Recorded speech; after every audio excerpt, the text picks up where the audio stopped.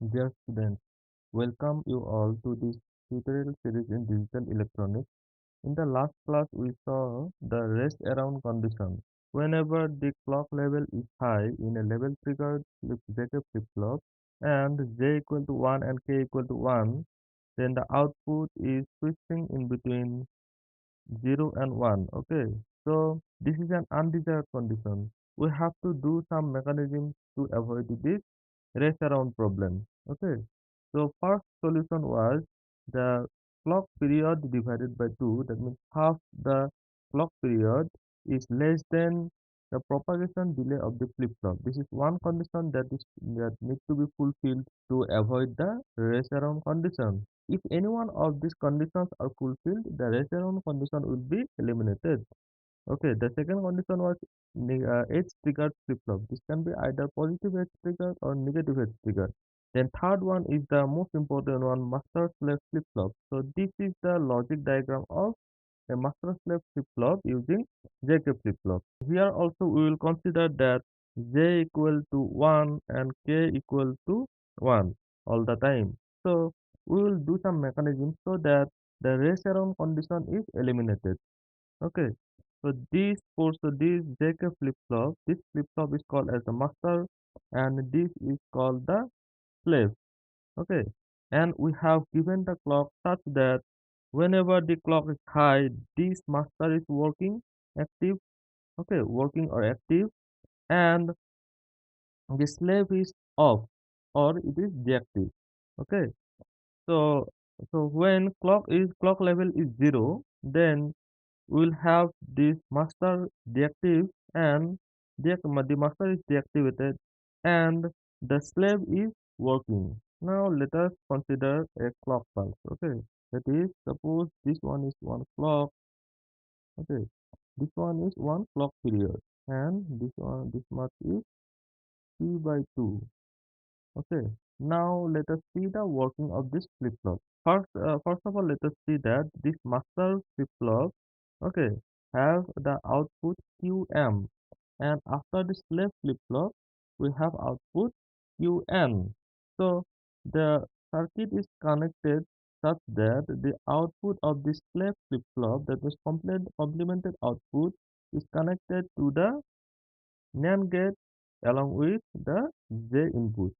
Okay, similarly, the Q and output, okay, is connected to the NAND gate with K input. For this discussion, we will consider that J equal to 1 and K equal to 1. So whenever this clock is high, okay, whenever this clock is high, that means this clock is directly connected to this master flip-flop. Okay, so this master flip-flop is working and this high is inverted using this NOT gate. Okay, and this slave flip-flop will get a low clock pulse. That means this slave flip-flop will be deactivated. So now let us assume that Qn is 1 and Qn bar is 0. So this 0 is connected here. Okay, so during this clock period we are getting here this 0. Okay, 0, 1 and clock equal to 1 here. Here because we are getting a high here. We'll get here a 1 input. Okay. So whenever we are getting 1 input here, we'll get here output is 0. Okay. But this 0 will not be propagated through this flip-flop because it is off because of this low signal. But the output is present state output is 1 because it is not propagating because this flip-flop is off. So until this half of the clock period is over, this output will be 1 only. Okay, this one is clock. And now let us see that this QM, this one is 0 voltage level, this one is 1 voltage level, this one. Okay, here also we'll have 0 voltage level and a low voltage level and a high voltage level. Suppose the initial QM value is 0. Let us assume that up to here it is 0. Now, when this clock is high, this circuit is functional. Okay, so whenever J and K both are 1, this flip-flop will give an inverted output. And during this clock period, this is off. So at the present state we have this Q1 equal to 1. So we can say that this output will remain at 1 level.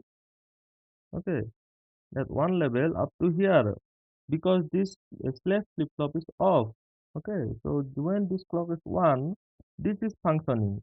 So this QM is 1 and till the next and during this negative cycle this is off. Okay, so this one value will be retained here. Okay, so after this period is over, okay, again it get the high signal. Whenever the clock is level is high, this circuit is functioning. Again, a high voltage or high clock level, this output present state output will be flipped because or toggled because this is a JK flip flop. So for the next cycle, complete cycle, the output will be low. And similarly for the next clock cycle, okay, so this will be again high. Okay.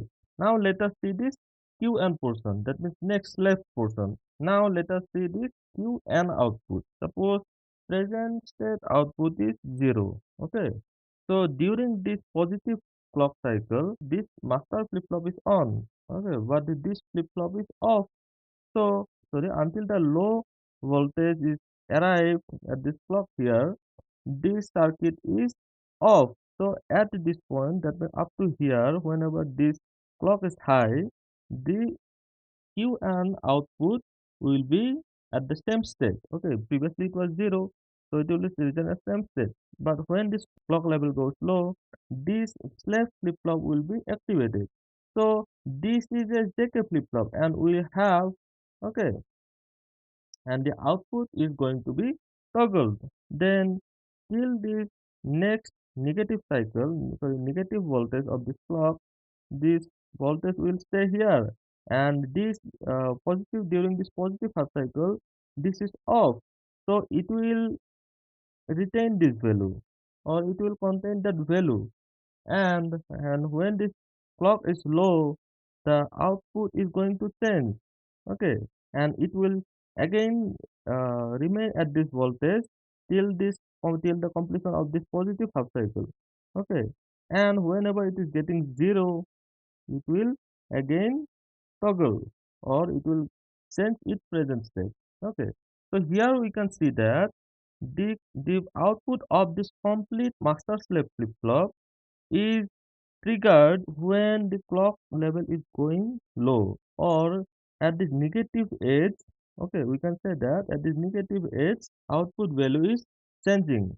Okay, so we can say that a master slave flip flop during so negative or falling edge of this clock cycle, the output is changing. Okay, this is the rising edge, this is the falling edge, so here it is changing again during this negative cycle, negative edge, the output is changing, the overall output is changing. Okay, so basically it is becoming a negative edge trigger flip flop. In this way we can overcome the rest around condition. So the rest around condition is eliminated here.